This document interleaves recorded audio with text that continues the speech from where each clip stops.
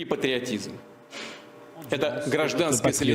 cette solidarité du peuple a montré que tout chantage, toute tentative de semer le désordre en intérieur est destinée à l'échec. Nous avons vu une consolidation exceptionnelle de la société. Les organes du pouvoir ont été fermes dans leur position. Ils ont maintenu l'ordre constitutionnel. Les confessions, les organisations, les associations se sont montrées à la hauteur, c'est-à-dire toute la société russe. Tout le monde a été uni dans cette responsabilité de l'avenir du pays. Je le souligne, dès le début de ces événements, toutes les mesures nécessaires ont été prises immédiatement pour neutraliser la menace qui était apparue et assurer la vie paisible de nos citoyens.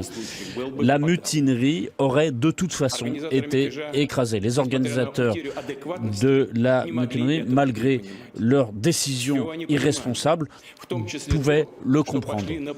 Et notamment en se lançant dans la division de la société, en se lançant dans des activités criminelles et en suscitant des menaces venues de l'extérieur. Quant à la frontière du pays, des soldats perdent la vie pour défendre notre pays. Mais les organisateurs, en trahissant le pays, le peuple, ont trahi aussi ceux qu'ils ont entraînés par leurs mensonges dans cette aventure et ils ont osé tirer sur ceux qui sont du même pays. Et cette lutte fratricide va dans le sens de la lutte de Kiev et des autres traîtres nationaux. C'est eux, ils voulaient que des soldats russes tuent d'autres soldats russes, c'est-à-dire que meurent des soldats et des civils, et pour que finalement la Russie perde. Mais notre société, ils voulaient que notre société soit divisée. Ils se frottaient les mains en attendant cela qui pourrait compenser leur perte sur le terrain et faciliter leur contre-offensive.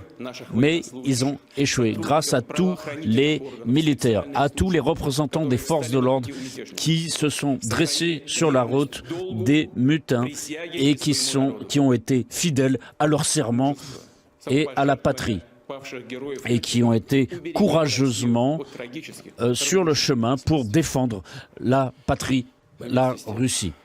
En même temps, nous savions et nous savons que la majorité des soldats et des officiers de Wagner sont des officiers dévoués à la Russie. Ils ont montré leur vaillance en libérant le Donbass et la Nouvelle-Russie.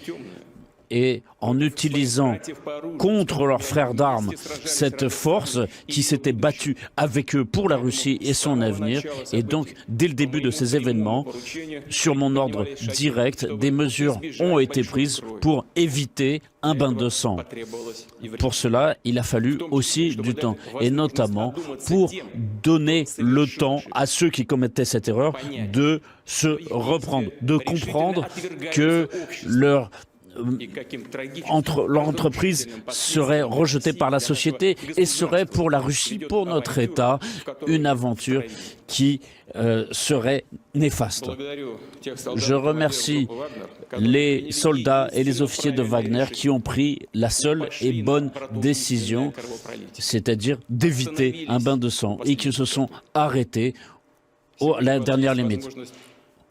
Aujourd'hui, vous avez la possibilité de continuer à servir la Russie dans le cadre du ministère de la Défense ou de rentrer chez vous. Ceux qui veulent aller en Biélorussie ont ma promesse que cela sera possible. Je le répète. Chacun d'entre vous a un choix à faire, mais je suis convaincu que ce sera un choix fait par des soldats de la Russie pour surmonter une erreur. Je suis représentant au président biélorusse Alexandre Loukachenko pour ses efforts et sa contribution à une solution pacifique. Et encore une fois, c'est l'état d'esprit patriotique de la population qui ont joué un rôle essentiel ces jours-ci. Ce soutien a permis ensemble de surmonter une épreuve particulièrement difficile pour notre pays. Merci à vous pour cela. Je vous remercie.